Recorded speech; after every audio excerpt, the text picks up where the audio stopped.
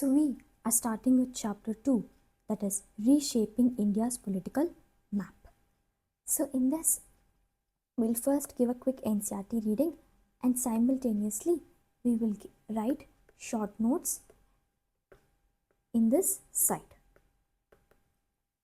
So in this chapter, we'll be covering these three main questions, that is, how did foreign invasions and the rise of new dynasties reshape India's political boundaries during this period?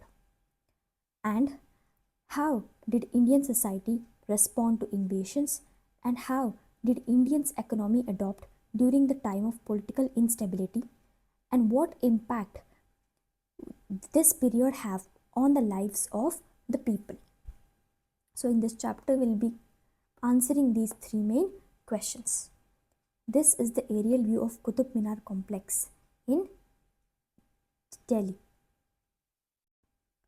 So, the period in this chapter and the next is often called the later part of the medieval period.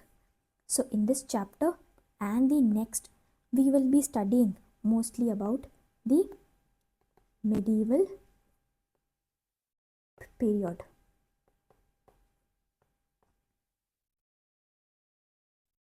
Of Indian history. The term medieval, that is in between two ages. So medieval in the sense in between two ages, was originally applied to the European history. So originally this particular medieval term was applied to European history roughly from the fall of Roman Empire to the Renaissance. So they referred medieval for in between the fall of the Roman Empire to the Renaissance. Nurtured by the rediscovery of Greek and Roman art cultures. So this is the Europeans' cultural revival in the 14th to 16th centuries, nurtured by the rediscovery of Greek and Roman art and architecture. So it was once thought to mark a dark age before the development of modern science. But of course, Europe's and India's histories are very different. So applying the same term medieval to both is not ideal, and historians do not always agree on which period it will cover in India. So we'll sometimes have to use the term medieval, but for us it is simply means the period from 11th to 17th century. So there is a huge variation in between the Europe's history and India's history. And Europe has used this medieval term to use in between the fall of Roman Empire to the Renaissance. And they have thought this age to be that which is termed as dark age before the development of modern science. But for us, we Indians, we cannot think our history will be same as that of Europe. So it is not that we are using this term to represent the same meaning of history, but for us simply it is that the medieval is from 11th to 17th century. When we say medieval, we are only referring to 11th to 17th century. In Tapestry of the Past chapters, we have tried to keep a few more dates as possible, only those that mark important reference points. You will find it helpful to keep revisiting these timelines in those chapters. So if you go back and try to revisit them, it will be more helpful for us in this chapter. So revisit the maps too, as they will help you visualize the geography that was traversed by the armies, common people, traders, scholars, or spiritual figures. So in this, they tried to say that whenever we are referring about the medieval periods, then it is simply that we are referring about the 11th to 17th centuries. But for the people of Europe, they had a different meaning for medieval, that is the transition from a dark age to the modern science, and they have referred it to in between the fall of the Roman Empire to the Renaissance. That is when they found the rediscovery of Greek and Roman art and literature. So here it is important to note this, that because of difficulties in transcribing the Persian script in the Roman script, you will find some alternative spellings in parentheses here and there. For instance, Khalji or Khilji are both the same. Similarly, we use here the Nav standard spellings of Mughal spellings, and alternatives would be these both, which still are sometimes used. So when they're transcribing the Persian script in the Roman script, there will be some alternative spellings in this chapter. They'll be mentioning us in commas, and both refer to the same thing, and there is nothing that this is wrong or this is right. It's just that transcribing issues. So a new era in India's journey began in early 11th century. So in India's journey, new era has begun in the early 11th century. So it has begun in the early 11th century. So invasions from beyond the Hindu Kush mountains reshaped India's political map. So invasions have obviously reshaped India's political map. No doubt, India has seen much warfare in earlier periods, but the spate of invasions by people from outside the Indian subcontinent during this period was unprecedented. So it wasn't expected by anybody that these all invasions would be faced by the Indian subcontinent during this particular period. So many of these invaders were Central Asian. So many of these were Central Asians, that is Turkic or Afghan. And they were drawn to India not only for her reputed riches and for the territorial ambitions, but also to spread by force of violence if necessary their own versions of their religion. So basically, more invasions onto the Indian subcontinent were happening from Central Asian part, that is from Turkic or the Afghan. Here Turkic refers to people, languages and cultures historically associated with the vast region stretching across Central Asia and all the way to the Turkey and Siberia. So here Turkic in the sense they wanted to refer all the way, all the languages, cultures, all the way to the Turkey and Siberia as well. And they invaded. The first reason is that it is due to its reputed riches, and the second one is for the territorial ambitions. But apart from these two reasons which are most common, the third and the specific one is to expand their religion.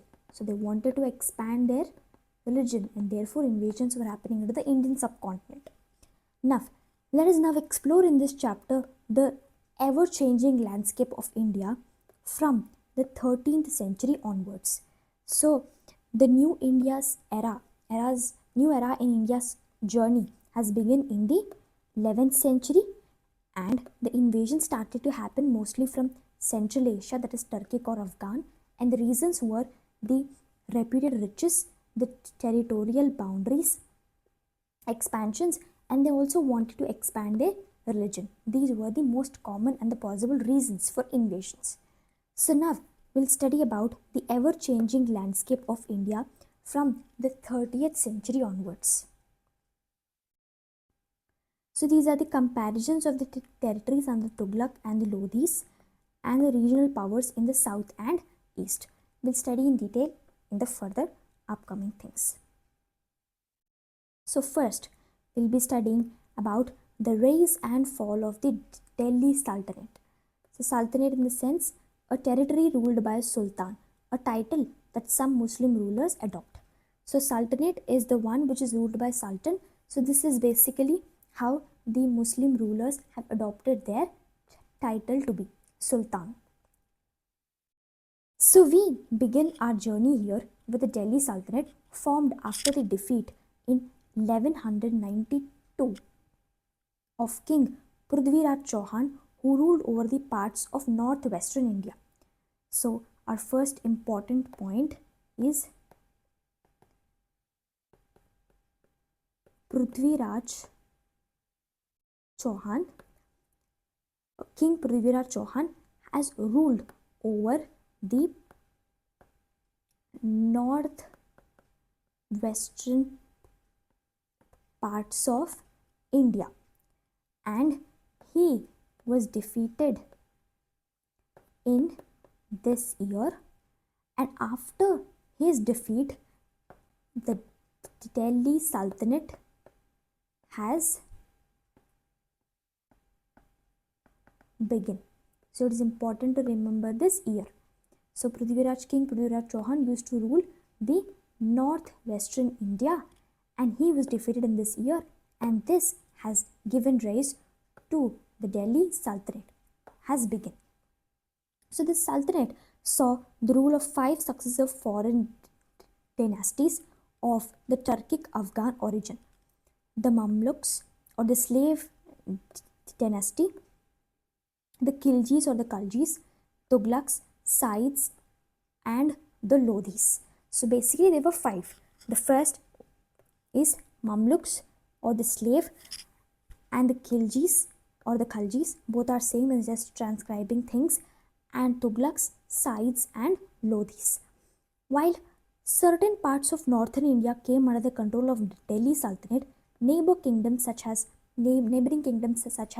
the eastern Ganges in the east, Hoysalas in the south, resisted its advance and also emerged as thriving centers of art, culture, and administration.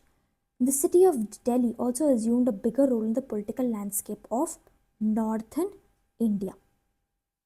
So basically, the parts of northern India had come under the Delhi Sultanate. So basically, parts of North India has come under the Delhi Sultanate, but the neighboring ones like the eastern Ganges and the Hoysalas of the south have resisted, and there was a huge development in their art, culture, and administration as well. So north was controlled in the Delhi Sultanate, but the eastern Ganges and the south have resisted its advance. And then in this, Delhi had a major role in the political landscape of northern India. So it was as a headquarter. And the Sultanate period was marked by political instability. So it is important to remember the Sultanate period had huge political instability. Instability in the sense not being able to hold the power for a longer duration of time, combined with efforts at territorial expansion. This resulted in military campaigns that raided villages and cities, plundered and destroyed temples and seats of learning. Successions, that is, the appointments of new sultanates, was more often violent. So basically, the kingdoms were transferred from one person to another in a more violent way. It was not peaceful, and that is why it is said to be political instability, because there was no peaceful transfer of the rulers. It was always violent, and almost 2 sultans out of 3 seized power by eliminating their predecessor. So that's a sultan average reign was hardly more than 9 years. So basically, anyone who wanted to proceed after the king mostly eliminated them for gaining their reign. So mostly hardly anyone had ruled for only 9 years. So that is why they have mentioned it to be politically unstable. And at the turn of the 14th century, Alauddin Khilji conducted military campaigns over large areas of north and central India, sacking and plundering many cities. So at 14th century,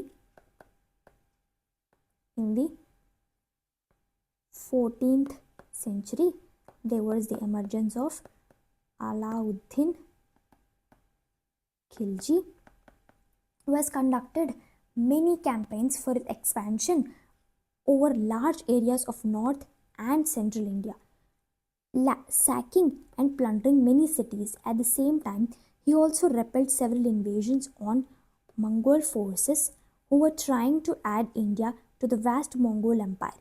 It covered most of Asia at that time, most of Asia. So basically, they were trying to expand in the northern regions of India and the central part as well, and they also resisted or repelled several invasions from the Mongols. So these forces had most of the Asia part under their control, but Alauddin Khilji and his military campaigns has resisted the invasion of Mongol and started to expand in India as well. So his slave general Malik Kafur expanded the Sultanate's reach southwards as well. So it is important to remember another person who is the slave general of Alauddin Khilji, who is Malik Kafur, has started expanding. First, Alauddin Khilji has expanded northern and central India, and now he has started expanding in the southern region as well and conquering several kingdoms on the way.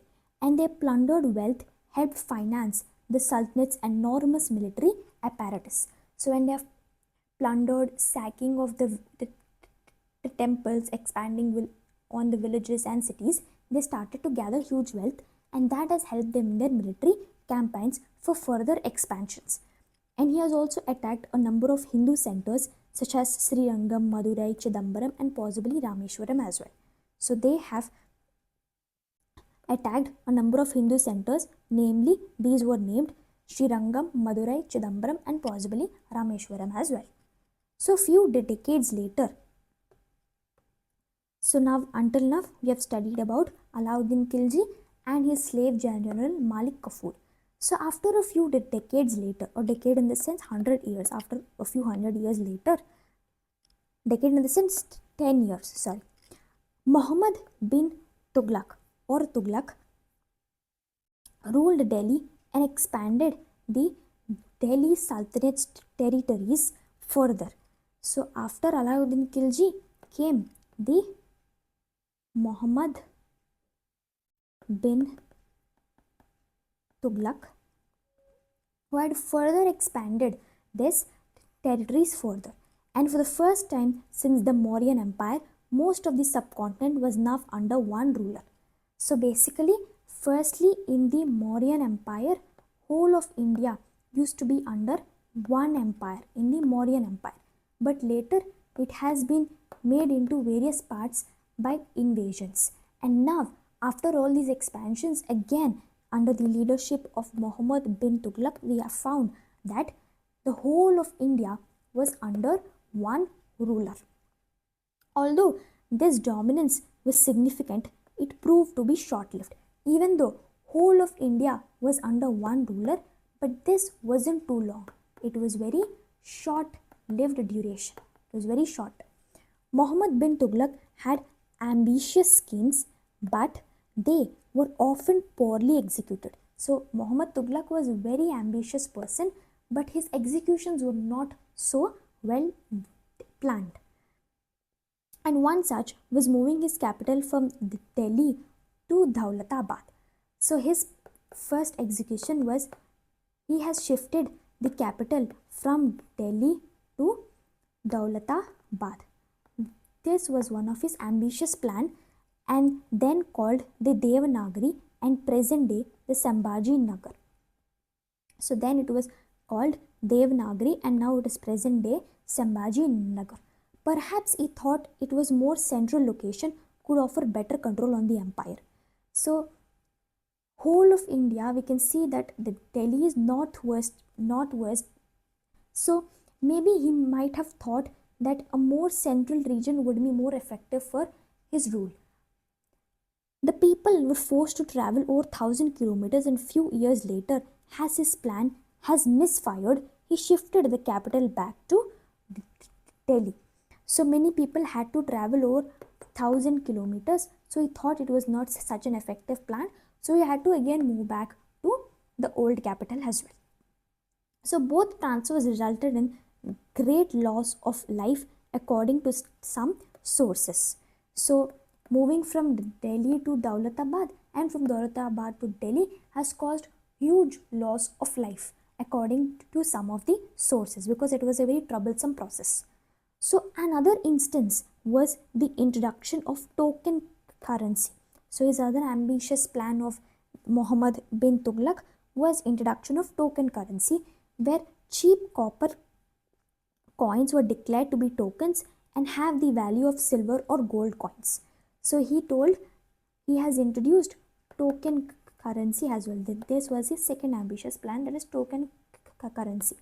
And he told that copper coins will be declared to be as the tokens. So copper coins will be said to be tokens, and they will be given the value equivalent to silver and gold. Although this was a progressive idea, most of our currency today is also token. And at the same time, this created confusion in the trade and encouraged people to counterfeit the copper coins, all of which caused the economy to decline. So even though his plan was well, his idea was good, because now also we are using these token currency like things itself. But he was not good at his execution, and people started creating fake copper coins, and the trade was also difficult, and which caused the economy to decline, because there were fake notes, many fake cheap copper coins were created. So in this way, the economy started to decline. So the sultans and the court elite lived in luxurious palaces, enjoying elaborate clothing, jeweled ornaments, and fine food. This wealth was largely derived from plunder from their military campaigns, taxes levied on common people, and the conquered regions, and engagement in slave trade, as enslaved people provided free labor or were sent away to Central Asia to be sold. But plunder in turn affected trade networks and agricultural production. So this period was also witnessed numerous attacks on sacred and regional images in Buddhist, Jain, and Hindu temples, and such destruction was motivated not just by plunder but also iconoclasm, that is rejection or the destruction of icons or religious images considered idolatrous. So basically, the sultans had lived, and the elite people had lived luxurious life, and usually the money came from the military campaign plunders that they used to go and plunder around villages, cities, and they used to collect money and all these things, and in that way they used to gather money for their luxurious lives. And also they started the slave trade, that is poor people or the enslaved people had provided them free labor. There was cost free labor, and also they used to sell or send people to Central Asia for work. So in this way they started to gain money. And also this period has witnessed numerous attacks on sacred or revered images in Buddhist, Jain, and Hindu temples. So there were attacks on all these religious temples, and this destruction was motivated not just by plunder but also by iconoclasm. They are not able to accept these religious things. Next, some of the sultans also imposed the jizya, that is a tax on non-Muslim subjects to grant them protection and exemption from military service. So the next is the sultans had levied that tax which is called jizya on non-Muslim subjects, non-Muslim citizens, to grant them protection and exemption from military service. If they pay this tax, they will be exempted from doing military services. So in practice, depending on a ruler, this discriminatory tax could be a source of economic burden and public humiliation, and formed a financial and social incentive for subjects to convert to Islam. So basically, when they had to pay such huge taxes and they were seen as non-Muslims, and when they saw all these prejudice happening, then it will promote to convert people from their religion to Islam. So indirectly, this tax is making people to convert their religion. So at the end of the 14th century, Timur, who was a brutal Turkic Mongol conqueror from Central Asia, invaded northwest India and launched a devastating attack on Delhi. Then it was a thriving city. So at the end of 14th century, came Timur, who was a brutal Turkic Mongol conqueror from Central Asia. So in the start we have read the Mongol forces who were mostly having control on Central Asia, and now this Timur has come and invaded the northwest of India and launched a devastating attack on Delhi. So basically, firstly he started from the northwest of India and started to attack the Delhi, a then thriving city. As he wrote in his memoirs, his twofold objective was to wage war with the infidels and to gain something by plundering the wealth of the infidels. So you'll understand what this means. So literally, someone who does not share the faith. For medieval Christianity, fidels were Muslims or pagans, and for medieval Islam, infidels were Christians, or in the context of India, Hindus or Jains.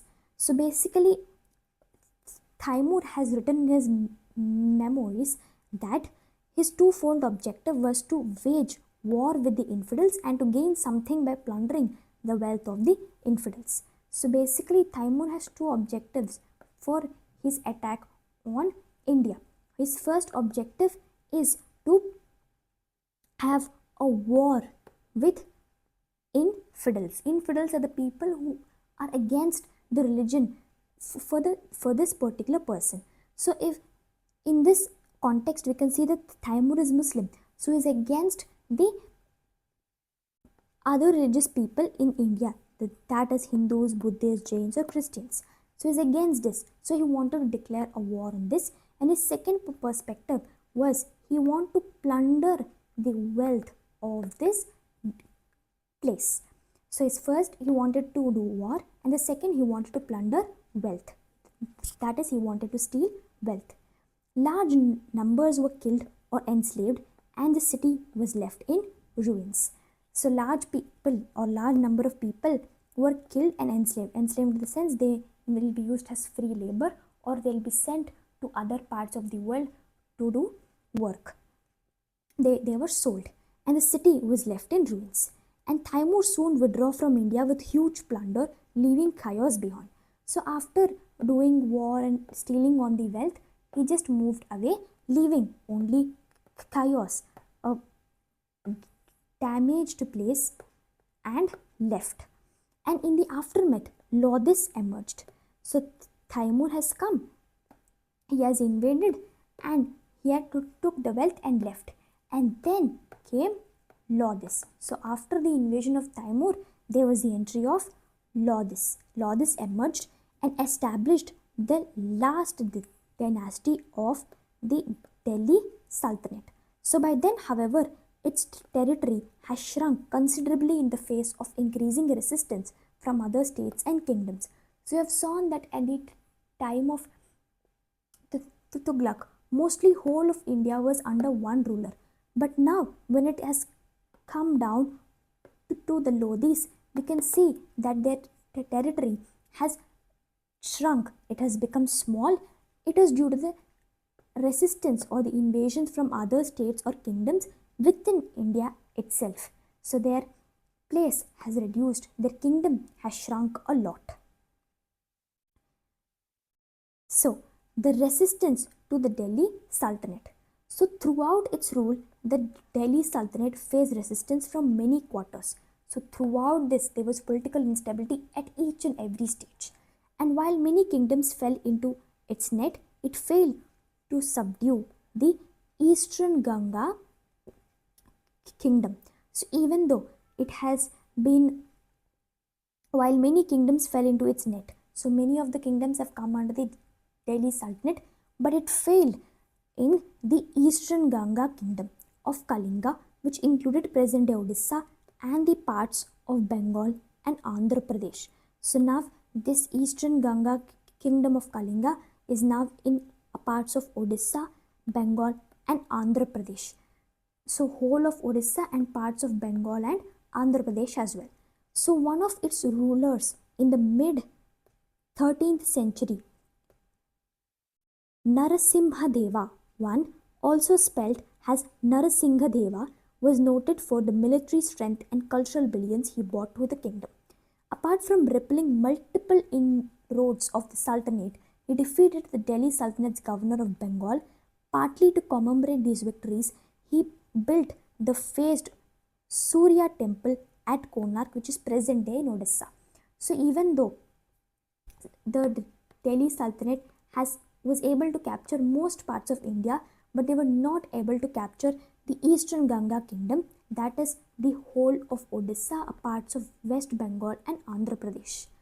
And this whole credit will go to their ruler, one of the ruler who is Narasimhadeva I, and he was known for his military strength and cultural brilliance he brought to the kingdom. So even though there were multiple efforts made from the Delhi Sultanate to conquer this place, but they were not able to, and partly to commemorate these victories, he has built the famed Surya temple at Korak, which is famous now. It is UNESCO site, which is in present day Odisha. Moving on, we mentioned earlier Alauddin's push to the south, attracted by its renowned wealth. At the time, the Hoysalas ruled partly of the southern India, mostly the present day Karnataka. So these Hoysalas mostly ruled Karnataka, which is parts of southern India, and fend off several attacks from the Delhi Sultanate, remaining the only independent kingdom in the south. However, weakened by these attacks and internal conflicts, the Hoysala kingdom declined in the mid of 14th century and was absorbed into the Vijayanagar Empire further south. So the next who has mostly resisted the invasions was the Hoysalas, who had ruled over parts of northern India, mostly Karnataka. Even though they had their strongest resistances, but after all fighting them back and also the internal conflicts, they had declined in the mid 14th century due to internal conflicts, and also because fighting invasions would cost a lot of money, and that could also reduce the economy of that particular place. And later it was mixed up in the Vijayanagar Empire, which we'll study further. So the Delhi Sultanate also faced rebellions from the emergence of several independent regional sultanates. So the huge Delhi Sultanate has also faced some emergence or faced rebellions, and it is attacks from several independent regional sultanates. So the Bahmani Sultanate, for instance, rose in the mid 14th century and controlled much of the Deccan for a while. So the first one which is tried was the regional sultanate was Bahmani Sultanate. Bahmani Sultanate, who had rose in the mid 14th century. In mid 14th century, and they had control over the Deccan region for a while. And the powerful sultanates also emerged in Gujarat, Bengal and other regions, leading to a complex interplay of alliances and frequent wars. So there were also strong sultanates, regional sultanates in Punjab, Bengal and other regions, leading to complex interplay of allies. If there were more regional sultanates. They would sometimes they would form alliances and go on to the third party, or these three would go and fight against the Delhi Sultanate. Due to these alliances and the breaking of bonds and all these things, there were always frequent wars and political instability, and parts of Rajasthan also remained beyond the reach of the Delhi Sultanate. In the 15th century, it faced stiff resistance from Rana Kumbha, the ruler of Mewar kingdom, who also successfully repelled the invasions from those later sultanates as well. So, the third important group which has resisted most of the invasions was from Rajasthan. And that is, even in the 15th century, they had huge resistance from Rana Kumbha, who was a ruler of Mewar kingdom, who has been successful in fighting the invasions. So with this, we will wind up the first part of this video, and we'll start the Vijayanagara Empire in the next part. So in this video, we have studied that period, that is, we usually simply refer to 14th to 17th century, and India's journey has begun in the early 11th century. That is, a new era has started in India because of invasions, and there were more invasions in Central Asian part, from the Central Asian part, that is from Turkic or Afghan, and the motives were due to the riches in India and for their territorial ambitions, and the most interesting one was to expand their religion. And Prithviraj Chauhan, who had ruled over the northwestern India mostly, was defeated in this particular year, and therefore it has gave rise to the Delhi Sultanate. And we have studied about the rulers. That is, in the 4th century there was an emergence of Alauddin Khilji, and then he had resisted from the Mongol forces, who were mostly part of Asia, Central Asia, and then even his slave general Malik Kafur has also expanded the kingdom towards the south. And then came the emergence of Muhammad bin Tughlaq, and he has made whole of India under one ruler. It has happened in the Mauryan Empire as well, and after that it had happened in the Muhammad bin Tughlaq's empire, that is, whole of India was under one ruler, but this was short-lived. And then he is very ambitious, but he was not well executed all his ambitious thoughts, and he had moved the capital from Delhi to Daulatabad, but due to the inconvenience caused to people and also loss of life, he had again shifted it back to the previous way.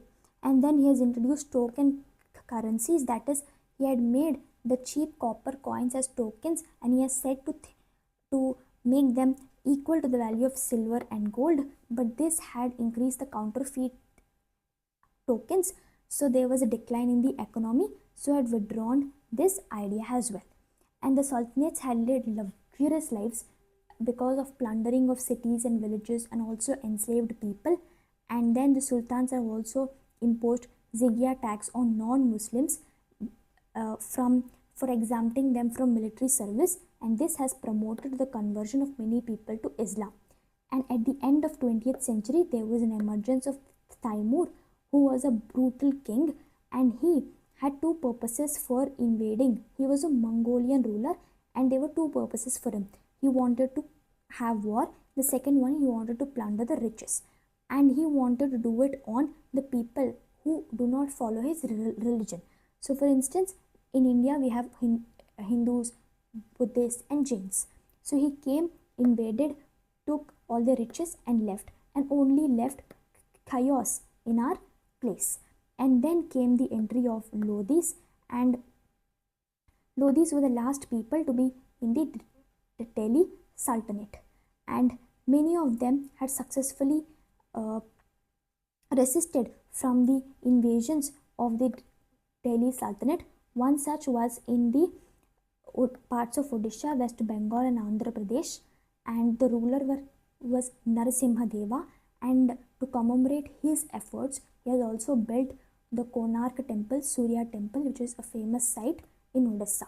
And even the Hoysalas, who were ruling over Karnataka, had also resisted to the invasions, but due to internal conflicts and the decline of economy, they were later absorbed or mixed up into the Vijayanagar Empire.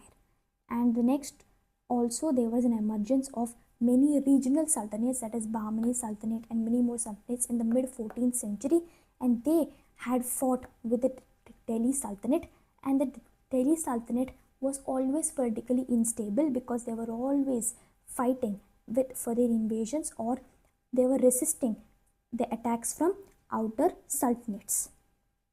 And it was also that Ranapumba, who ruled over Mewar kingdom, which is in Rajasthan, has also resisted over the Delhi Sultanate invasions very successfully. So I have read until here in this part, and we will be starting from Vijayanagar Empire in the next video.